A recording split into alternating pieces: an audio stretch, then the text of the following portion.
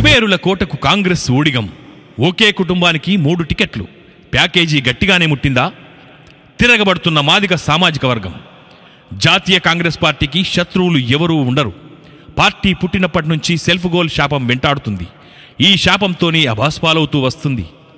తెలంగాణలో నామరూపాలు లేకుండా పోతుందన్న పార్టీ రేవంత్ రెడ్డి పుణ్యమాని రాష్ట్రంలోకి అధికారంలోకి వచ్చింది. మళ్లీ అదే శాపం వెంటాడుతుంది. పెద్దపల్లి పార్లమెంట్ అభ్యర్థి విషయంలో తలెత్తిన వివాదం చిలికి చిలికి గాలివానవుతుంది. పార్లమెంట్ సెగ్మెంట్లో కాంగ్రెస్ పార్టీ క్యాడర్ అధిష్టానం నిర్ణయాన్ని తప్పుపడుతున్నారు. రాజకీయ సామాజిక న్యాయంలో మాదిగలకు రిక్తహస్తమే మిగిలింది. మాల మాదిగల మధ్య టికెట్ చిచ్చు రేగుతుంది. 80 ఏళ్ల దళిత రాజకీయ ప్రస్థానంలో మాల మాదిగలకు ఒకరంటే ఒకరికి పడదు. అరుంధతి పుత్రుల మధ్య వైరం పెట్టింది ఎవడో కానీ ఎప్పుడూ పొగసూరుతూనే ఉంటుంది.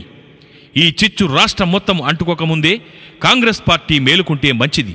లేకపోతే పార్లమెంటు ఎన్నికల్లో భారీ మూల్యం చెల్లించాల్సి వస్తుందనే అభిప్రాయాలు వ్యక్తమవుతున్నాయి.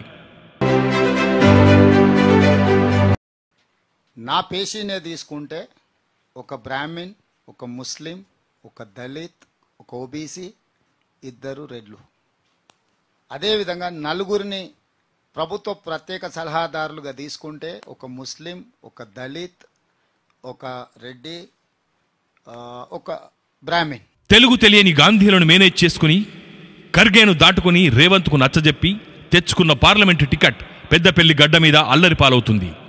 ఎన్నికల వేళ మాలమాదిగల మధ్య ప్రకంపనలు పుట్టిస్తుంది. కుబేరుల కుటుంబానికి కాంగ్రెస్ ఎందుకు ఊడిగం చేస్తుంది? టికెట్ చేజారిందా? ఉదాసీనత ప్రదర్శించారా? నిజామాబాద్ టికెట్ విషయంలో ఉన్న అభ్యంతరం పెద్దపల్లి టికెట్ విషయంలో ఎందుకు ఆలోచించలేదని కాంగ్రెస్ వర్గాలే ప్రశ్నిస్తున్నాయి.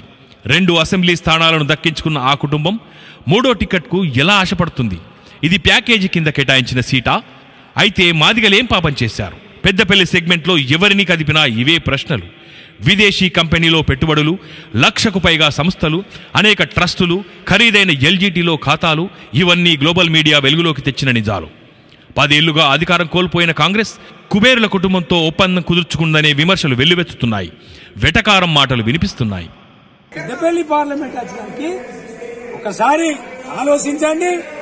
ఈ యొక్క ప్రజాస్వామిక దేశంలో రాజరిక వ్యవస్థ నడుపుతున్నటువంటి వివేక్ వెంకటసాని కుటుంబం అయ్య దిగిన తర్వాత కొడుకు ఎక్కిండు, కొడుకు దిగిన తర్వాత ఇంకొక కొడుకు ఎక్కిండు, ఇంకొక కొడుకు దిగిన తర్వాత మళ్ళీ మనవడు ఎక్కుతున్నాడు. అంటే వెంకటస్వామి తర్వాత వినోద్, వినోద్ తర్వాత వివేక్, వివేక్ తర్వాత వివేక్ కుమారుడైనటువంటి లాలీపాప కనబడుతున్నటువంటి అమూల్ బేబీ అటువంటి ఒక వంశకృష్ణ. పెద్దపల్లి పార్లమెంట్ సెగ్మెంట్లో 7 అసెంబ్లీ నియోజకవర్గాలున్నాయి. చెన్నూరు, బెల్లంపల్లి, మంచిర్యాల, ధర్మపురి, పెద్దపల్లి మొత్తం 4 లక్షలకు పైగా మాదిక సామాజిక వర్గ ఓటర్లు ఉన్నారు. ఇక్కడ బీఆర్ఎస్ నుంచి మాజీ మంత్రి కొప్పుల ఈశ్వర్ బరిలో ఉండగా బీజేపీ నుంచి గోమాస శ్రీనివాస్ పోటీ పడుతున్నారు. కాంగ్రెస్ టికెట్ గడ్డం వంశీకి కేటాయించడంతో గొడవ మొదలైంది. పార్లమెంట్ సెగ్మెంట్లోని మాదిగలంతా ఏకతాటిపైకి వస్తున్నారు.